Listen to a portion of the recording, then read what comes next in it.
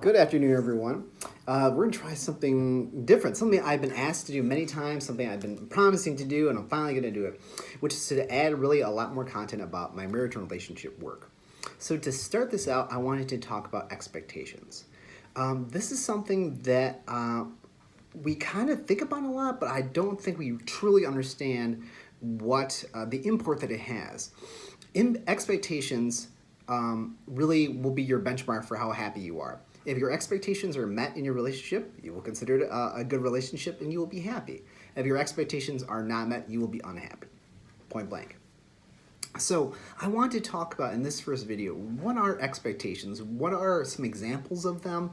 How are we trying to achieve those expectations? And what you'll notice in a lot of these videos is that I'm going to often take a historical context, okay? I'm going to take a historical journey a lot. And I just want to kind of put it out there a little bit in terms of my credentials. I'm not a therapist. I'm not a counselor. I'm a marriage and relationship educator. So in my other video, I provide links just to a few of the programs that I'm trained in. And I've been doing this work since 2007, so a little bit over a decade. So I've done marriage and relationship workshops. I've done work with singles and couples from all sorts of different families. I've done this work in jails, in prisons, in fancy hotels, all over the country.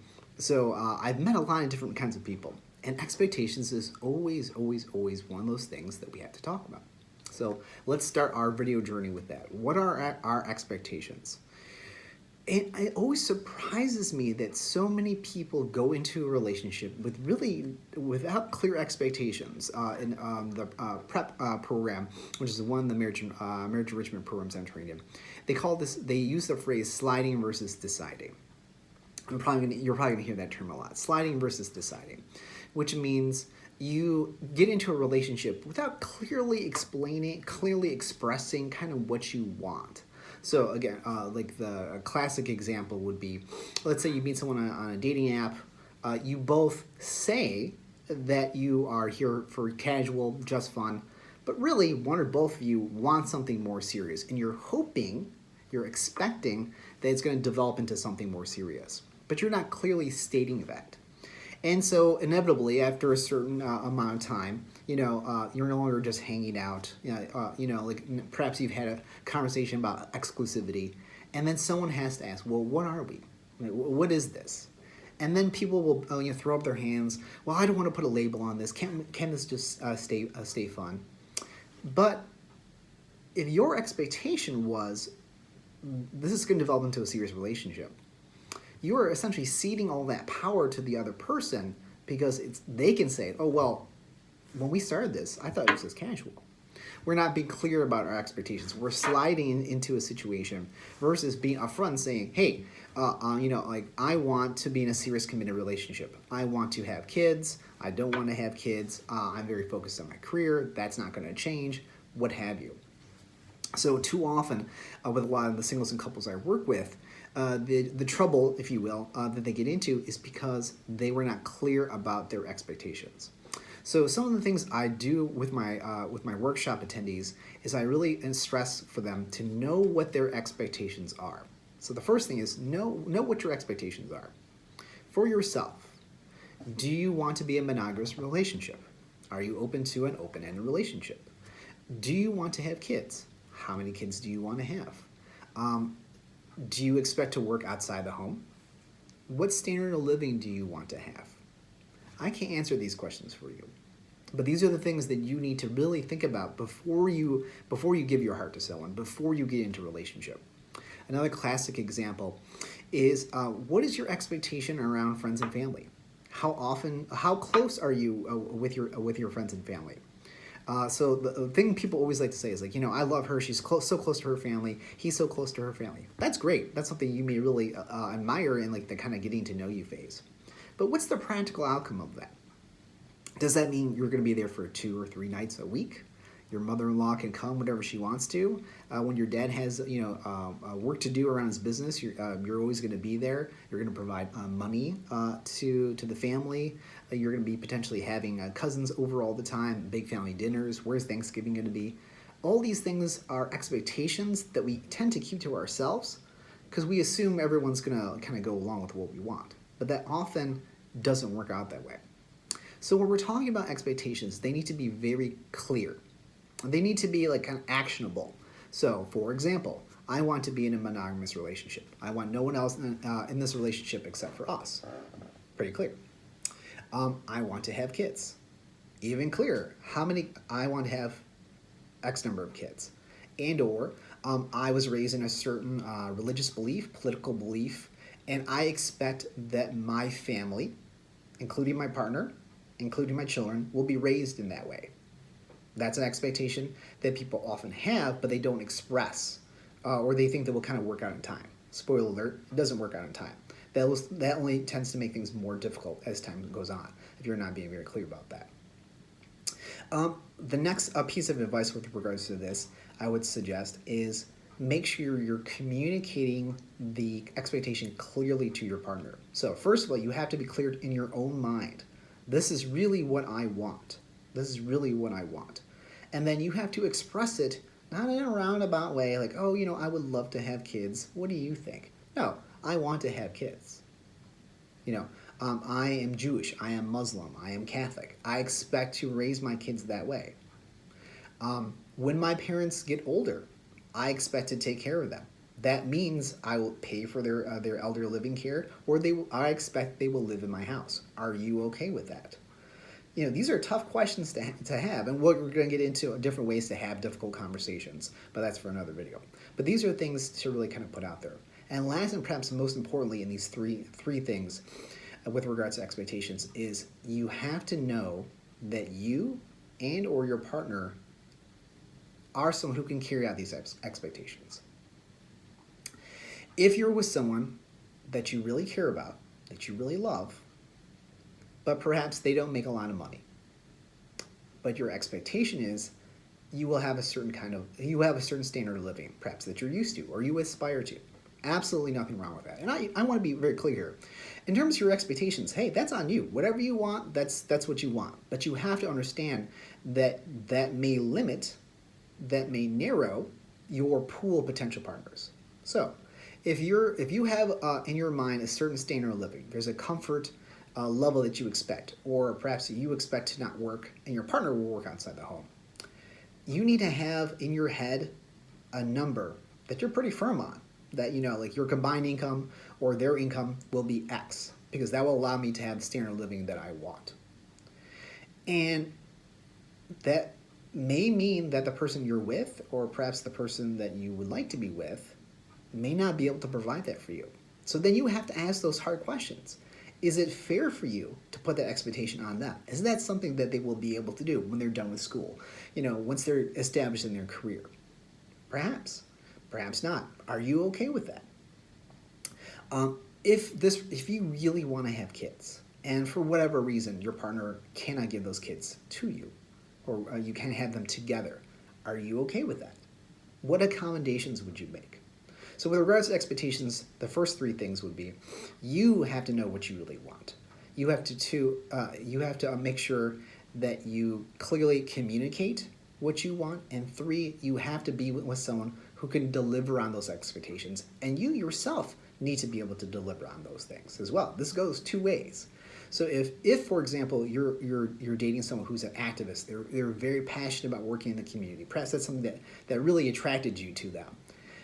Or they're very successful in business or what have you, and that's awesome. You really admire that, but you kind of would prefer that they would be home every Thursday, Friday, Saturday, and Sunday, and you really don't want to go out that much. And it would be nice if they cooked a little bit more or all the time. Is that the person? Are you with someone who can give you what you want? Are you someone who can give them what you want? And are you being fair to the person you're currently with? The next thing that I would say is you have to understand that not everyone's going to be able to meet these expectations. They're really, really not. And your life will continue to change.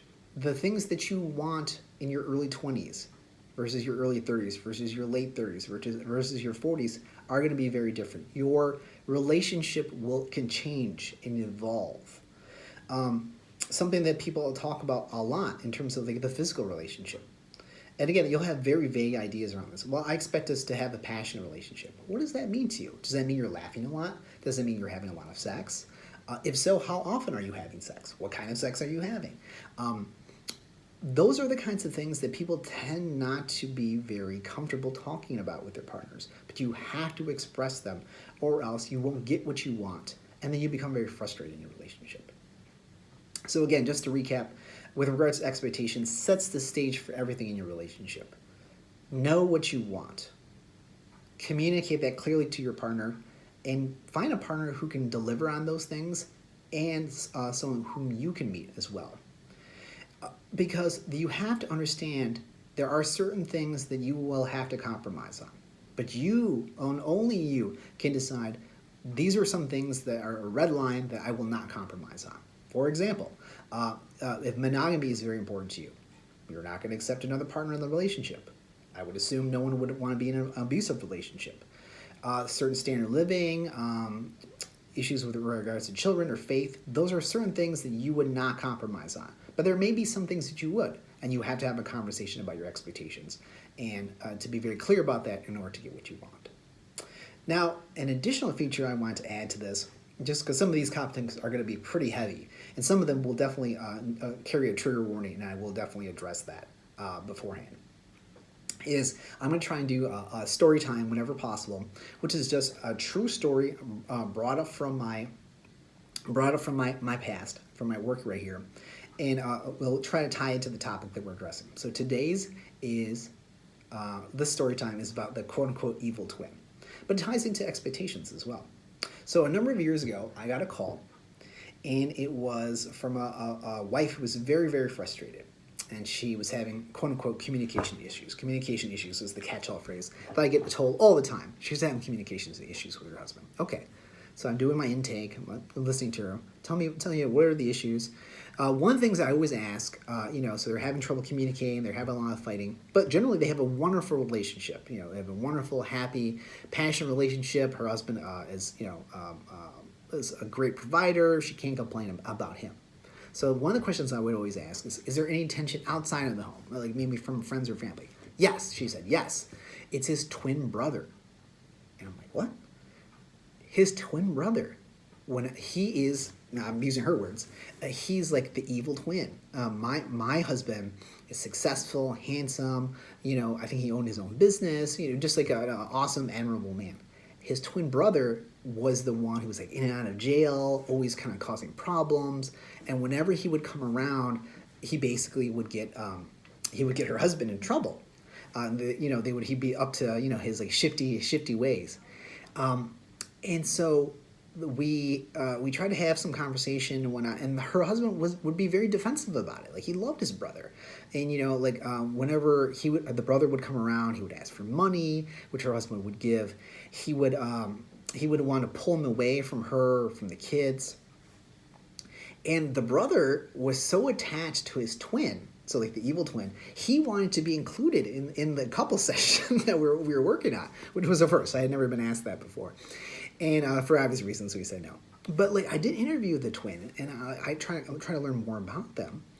And essentially, the twin's feeling was intense jealousy of the wife. That in his mind, that things really started to go bad. Things were different between them because he had his twin, his clone. They did everything together, and this woman came and took him away from him. She broke up the band. And he was so jealous of her all the time. So, and again, completely true story. So, we're working together and whatnot. The reason the wife was just so frazzled and so desperate to get help is that the twin had come back in town again, knocked on the door unannounced, and had got into it with the wife. They had a really angry, loud argument, apparently, about him wanting money or, wanting to basically intrude into their life. And it got so bad that she called the police, and then the twin left. Husband driving home after another nice day, just heading home, and the cops pulled him over because of the report of the angry person who had accosted his wife. He obviously fit the description, and so he was in this bizarre situation of literally trying to tell the police, you've got the wrong guy. It's my evil twin. I mean, like, I shouldn't laugh, but like, it was a bizarre situation.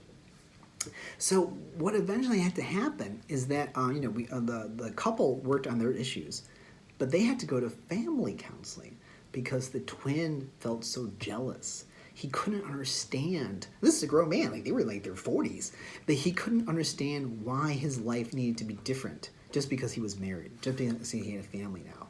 And he felt intense loneliness, and he missed his brother. He missed his other half. That's not something that I did. I referred them out. They did start to work on their issues because it really was about. They had to set boundaries in terms of like, that's my wife. You can't talk to her like that. You're my brother. I love you, but like, we had to set some boundaries here.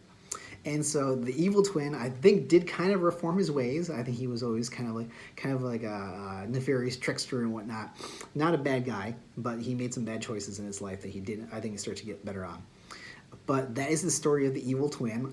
That's my first story time. I hope you found it interesting. If you found this video about expectations or the story time or any of this of interest, please give this video a like. If you have comments or questions or other topics you would like me to discuss, please let me know. If you really enjoy this channel, hit subscribe and share this with your friends. This is something I really want to grow and share with people who may need it. Thank you so much. Again, my name is Steven Hernandez, and I appreciate you watching.